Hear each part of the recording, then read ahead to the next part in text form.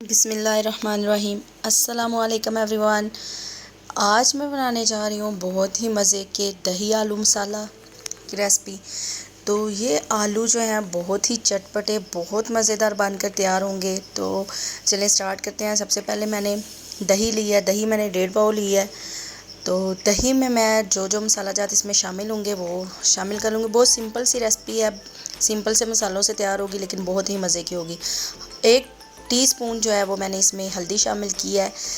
1 tablespoon इसमें मैंने लाल मिर्च का पाउडर, 1 टीस्पून जो है वो इसमें काली मिर्च का पाउडर, एक टेबलस्पून जो है वो इसमें नमक और 1 टीस्पून ही मैंने इसमें गरम मसाला शामिल किया है पिसा हुआ।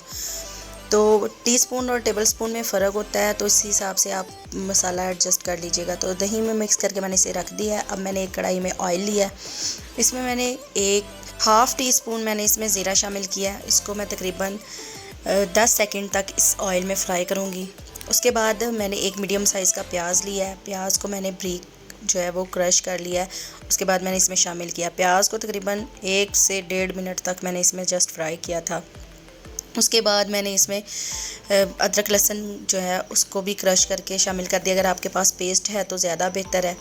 तो उस वक़्त मैं पेस्ट नहीं बना सकी, मैंने जल्दी से क्रश करके इसमें डाल दिया। इस तरह से भी आप इसमें शामिल कर सकते हैं। तो इनको तकरीबन 3 से 4 मिनट फ्राई करने के बाद अब मैंने इसमें आलू शामिल कर दिए हैं। आलू शामिल करने के बाद इनको तकरीबन हमने 10 मिनट तक इसमें फ्राई करना है।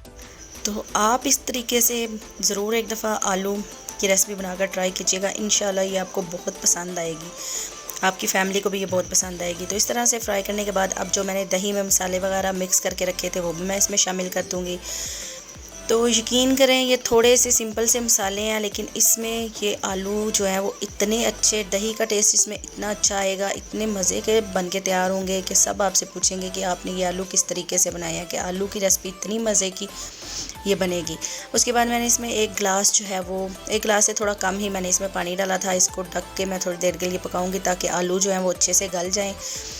तो अब देखें इस तरह से आलू जो हैं वो काफ़ी हद तक जो है वो गल चुके हैं। तो अब इसमें मैंने हरी मिर्चें जो हैं उनको मैंने थोड़ा सा मोटा मोटा काट के इसमें शामिल करूँगी ताकि वो इसमें नज़र आएँ और वो इसमें अच्छी लगें। तो ये मैंने इसमें शामिल कर दी हैं मिर्चें, तकरीबन 2 से 3 मिर्चें जो है वो मोटी मोटी काट के मैंने इसमें शामिल कर दी हैं। उसके साथ मैंने पुदीना और हरा धनिया जो है वो भी थोड़ा सा साथ ही शामिल कर दिया है। अब मैं इसको थोड़ी देर के लिए पकाऊंगी, हमें थोड़ा सा पानी इसका कम करना है तो ये बिल्कुल तैयार हो जाएंगे। तो देखिए कितनी आसानी से जो है ना ये रेसिपी तैयार हो जाती है और खाने में ये बहुत ही लाजवाब होती है।